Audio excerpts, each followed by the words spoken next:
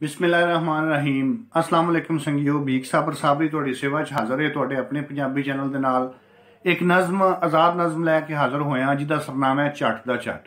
मुखसर जिहा वक्त, थोड़ा जिहा टाइम कि याद ही सौण दा एक दिहाड़ा, याद ही सौण दा एक दिहाड़ा कट्ठियां असां लगाया सी।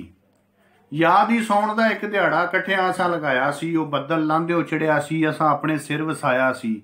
बागां दे विच तोते सन, नाले रंग भरंगियां चिड़ियां सन।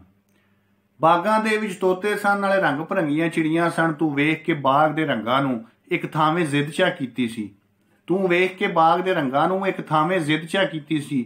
तेरे कहण ते बर्फ दे गोले ते मैं चोखा रंग पवाया सी।